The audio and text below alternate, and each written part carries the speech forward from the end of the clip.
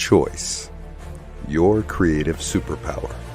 We have the power to manifest as we dedicate attention to our thoughts, but often miss opportunity to achieve the greatest good.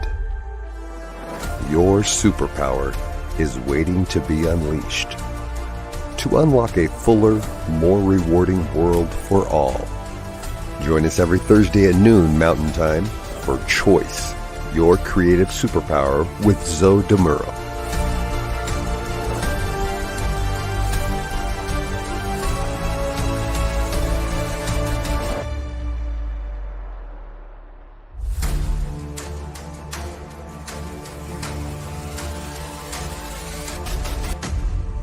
And now, here's Zoe. Hello, folks. Welcome to the New Thought Media Network. My name is Zoe Muro, and I am especially delighted and honored today to be your host for Choice, Your Creative Superpower, coming to you from Oakland, California, each Thursday at 11 a.m. Pacific Time, 12 noon Mountain Time. What we do here is we explore how you can wield your superpower for the greatest good and co-create your most fulfilling life experience. For those of you coming back, it's great to see you here again. And if this is your first time, well, welcome and thank you for tuning in. You're here on a very special day. We'll get to that in a moment. I'm a religious science practitioner with the New Thought Media Network, as well as a transformational coach. My ministry as a practitioner and my mission as a coach are to help people live their lives to the fullest. Today's episode 47, is a celebration. We began this journey of exploring choice as a creative superpower 1 year ago. It was actually on June 20th, which is tomorrow. Happy anniversary to all of us. Now, I've been asked a number of times why choice is a topic worthy of all this scrutiny.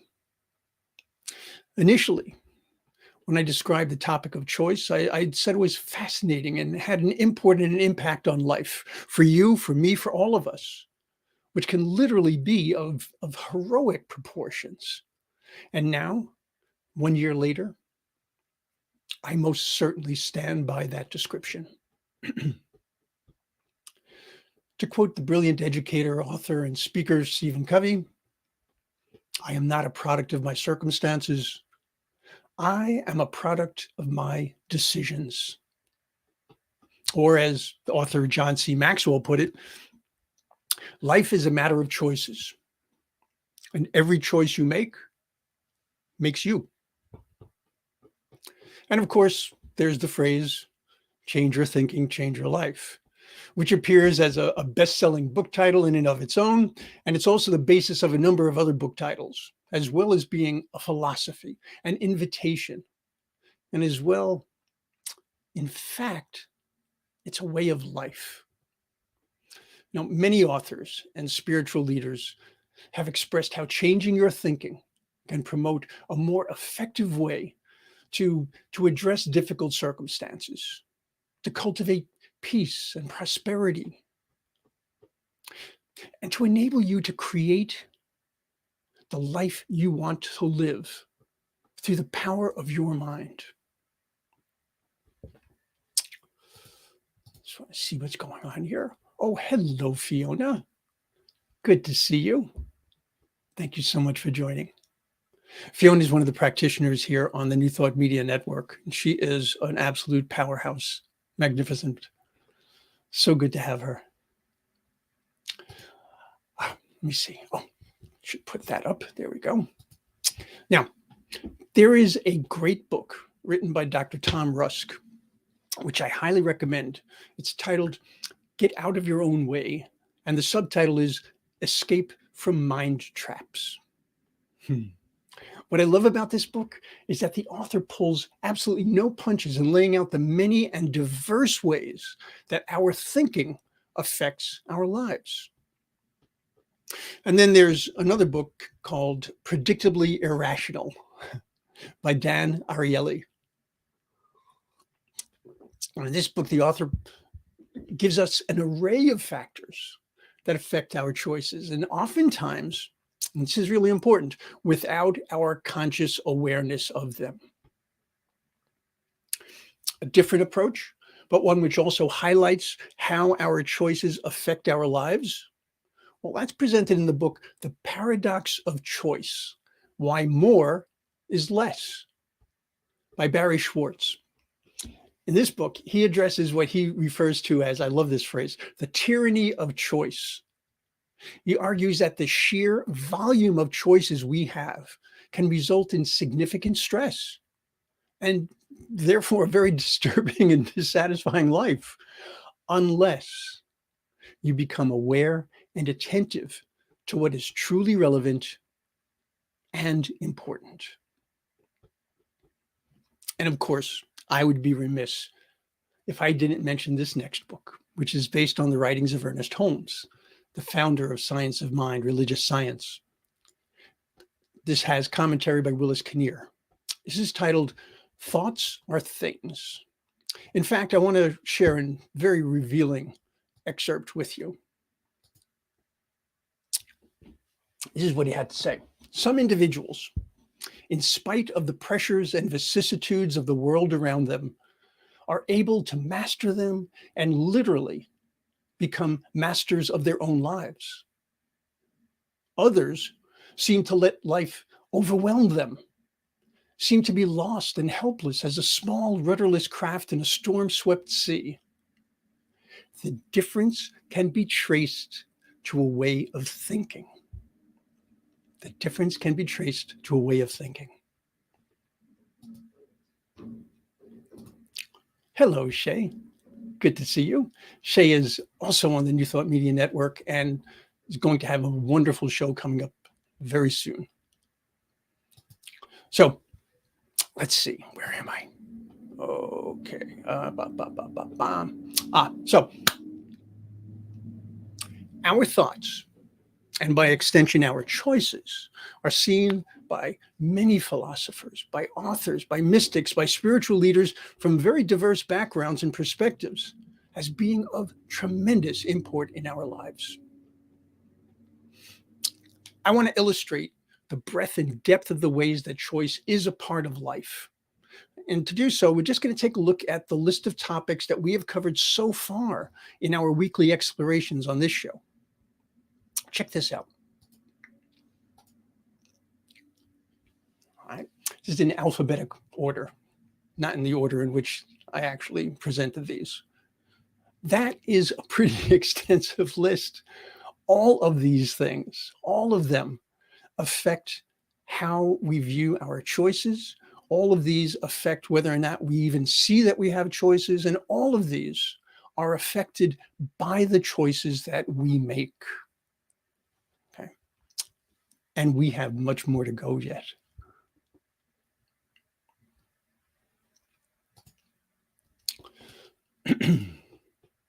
You know, some of the topics were so extensive, they even needed multiple episodes. I've been leading a weekly discussion group, which allows us to explore the topics in even greater depth. So I'm kind of curious, would you be interested in participating in discussions around these topics? The reason I ask is that I'm contemplating building in a format which will present the topic one week and then open it to discussion the following week. But to do that, I need people who want to be able to come on and discuss. All right. Now, you don't have to actually be on camera. We can discuss this through the chat. If you'd be interested in doing that, drop me an email. Okay. Email would go here, zodimuro@gmail.com, and let me know what you think.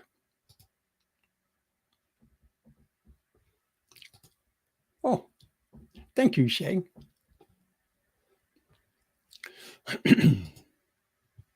Okay, so let's see. Now I know Shay would definitely love to discuss.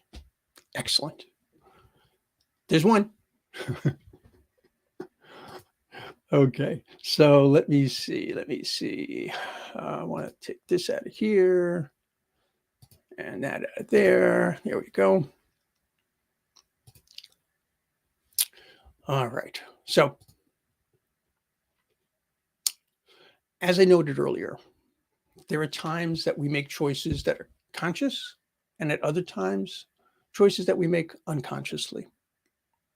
The point is, whether we are aware of it or not, we are constantly making choices. Even the choice to not make a choice, that is a choice. So I prefer to use a slightly different term, and I refer to choice points. That is to say, points at which a choice could take place, either explicitly or implicitly, or more precisely, consciously or subconsciously. Your ability to detect these choice points is affected by a huge variety of factors. And what's even more important, your ability to detect choice points affects your life experience in profound ways. So, being able to see choice points and make effective use of them can be the difference between merely surviving in this world or perhaps even doing well. But we can go all the way to thriving. Remember, we're always looking for our greatest good. And whatever it is that you think is your greatest good, know that there is so much more. Now, as you can tell from the list of topics that we've already covered in this past year's episodes, there are indeed many factors that affect our choices, and understanding those factors can enhance one's ability to choose when it is appropriate to do so and to choose effectively. My favorite quote from Voltaire: God gave us the gift of life. It is up to us to give ourselves the gift of living well. When I first conceived of this show, I wanted to be really clear about one very important point. I'm not here to teach, nor am I here to provide answers. No, I want people to think for themselves. I want them to explore each topic, to question what they believe they know, and to understand how they came to believe what they hold to be true about themselves, about others, about life.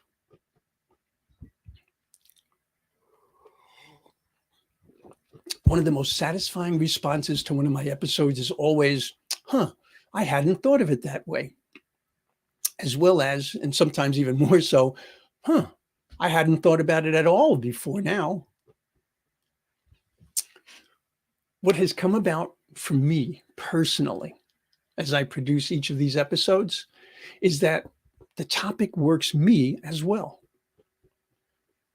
There hasn't been a single week where I haven't gained greater understanding and found more questions for myself through exploration, questioning, discerning, really digging deep.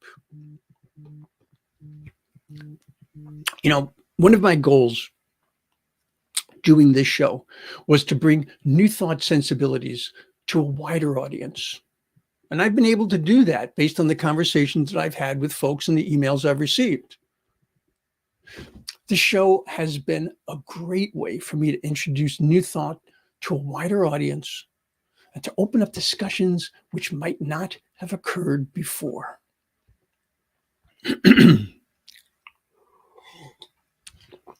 Hopefully, I'm not going to lose my voice here. Some of the topics that I chose came directly from my own experience. For example, abuse, addiction, aging, grief and loss, love and loving, purpose, relationships, parenting, while others were suggested to me by clients and followers of the show. The remainder came from a desire to understand the dynamics of choice and what enhances or inhibits a fulfilling life. One thing that has resonated with everyone, though, was the idea that we are constantly making choices all day, every day.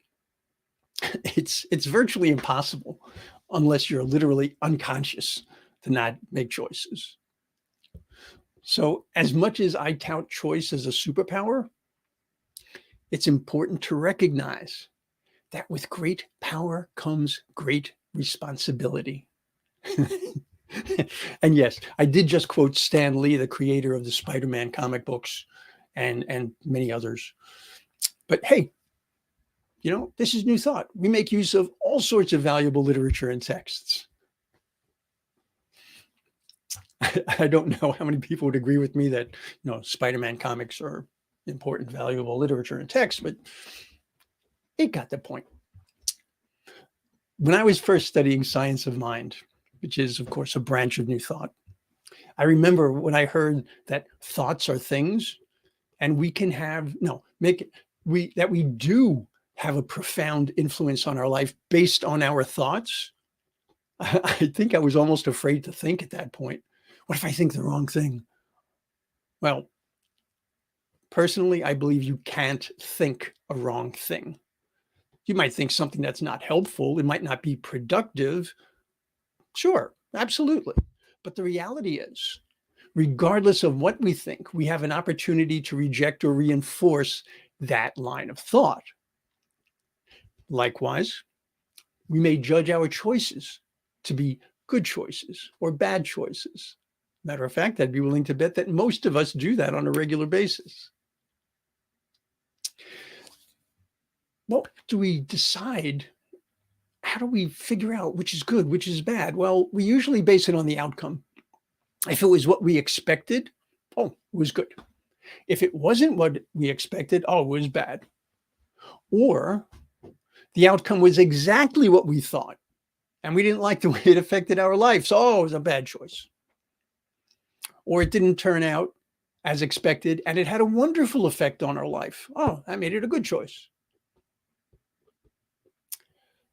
I see choice as not simply something that you learn to do correctly and then you're golden, but as a process, a practice.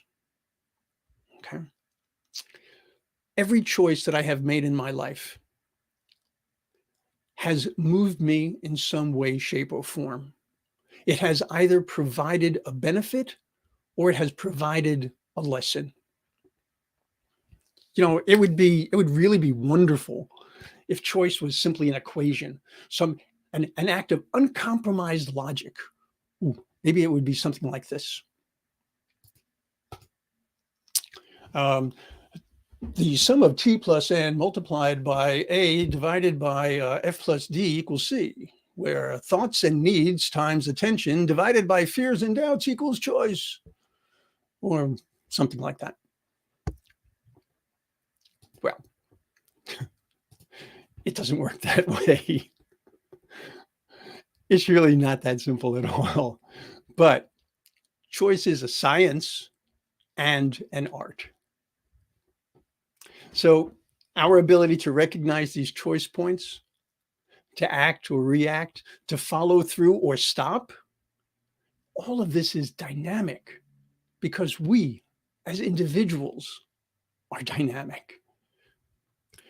We choose based on what we know or what we believe we know, what we value, what we desire, what we need, what we prioritize, based on our past experience and on. But all of these can be subjective and ever-changing, even for one given individual.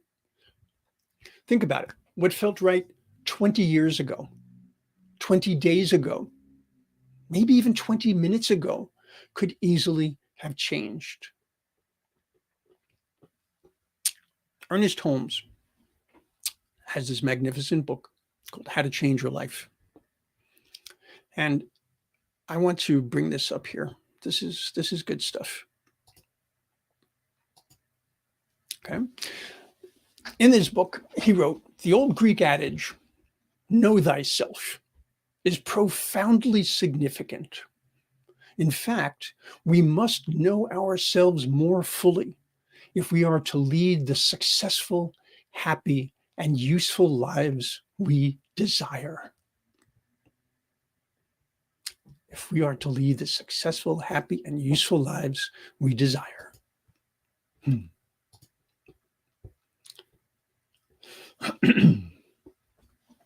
Here's another one.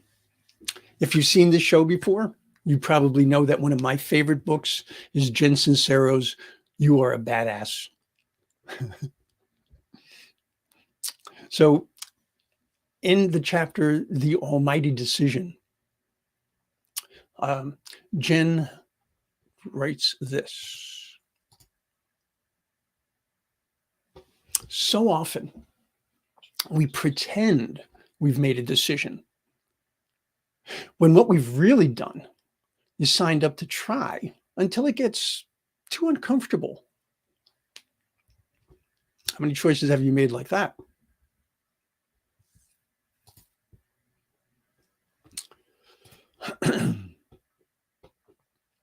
So, as important as choice might be, our ability to choose well is one thing, but to remain steadfast in our choice, that makes all the difference in the world. Let's look at this from the metaphysical perspective. We are creators, but we are also co-creators. Given that each of us is a creation of one loving spirit, we do nothing alone. We're never removed from the wisdom, from the grace, and from the intelligence of the one. But we can forget that. We can ignore it. We have free will. We can allow circumstance or condition to cloud our judgment. Be aware, though, these are choices as well. There's a quote I found from an explorer and mountain climber by the name of William H. Murray. And he put it this way. Until one is committed, there is hesitancy, the chance to pull back. The moment one definitely commits oneself, then providence moves too.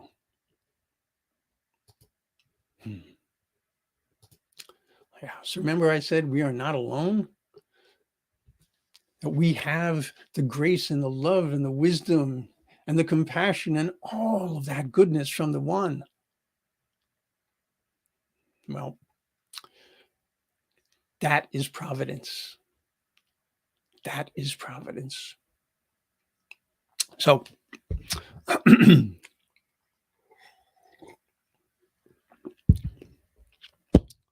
here we are, a year later from when I started this journey.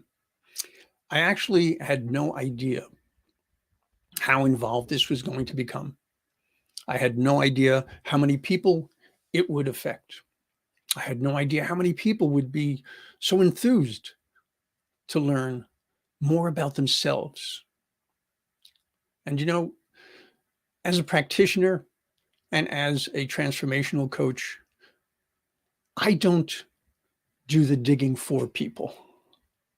I hold the light while they do the digging, because the answers are always within. Well, since this is our anniversary episode, I want to take a moment to thank a few people before I lose my voice entirely.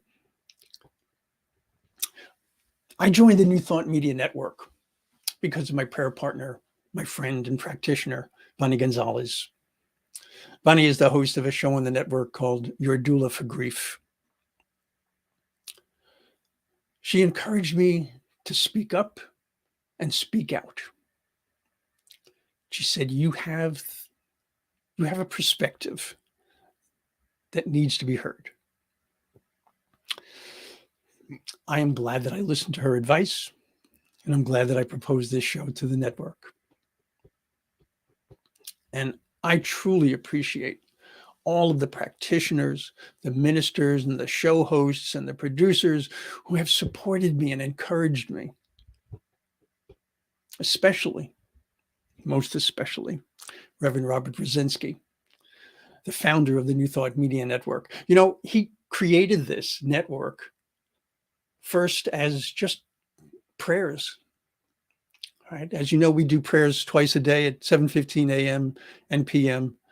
Pacific time, which is 8:15 a.m. and p.m. Mountain time.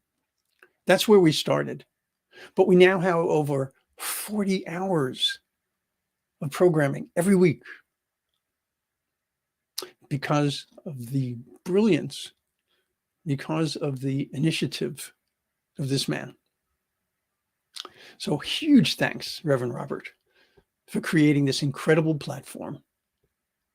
And thank you for having trust in me and allowing me to host this show.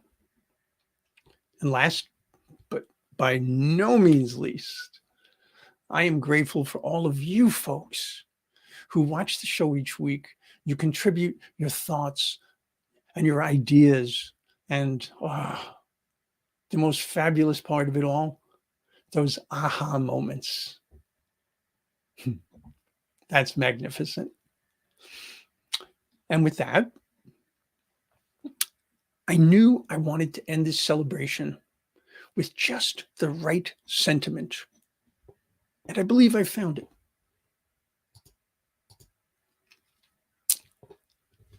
You can choose to live in the front row or the third row.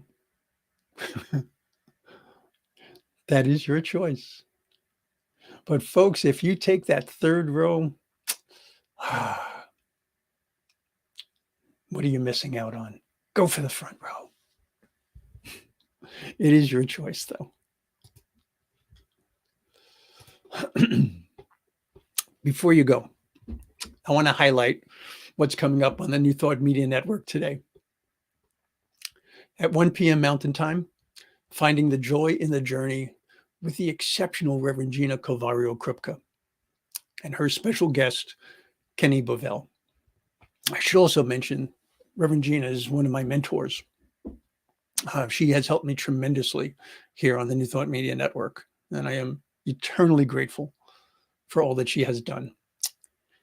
Likewise, I'm eternally grateful for Fiona, magnificent practitioner, and she is just an absolute treasure here on the New Thought Media Network. She does so much. Okay, let me see, where was I? Oh yeah, talking about today at 2:00 Mountain Time. That's 1:00 Pacific time.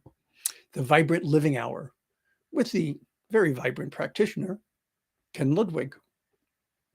So folks, until we meet again, choose well, live well. Much love and many, many blessings. Namaste. Choice, your creative superpower. We have the power to manifest as we dedicate attention to our thoughts, but often miss opportunity to achieve the greatest good. Your superpower is waiting to be unleashed to unlock a fuller, more rewarding world for all. Join us every Thursday at noon Mountain Time for Choice, your creative superpower with Zo Muro.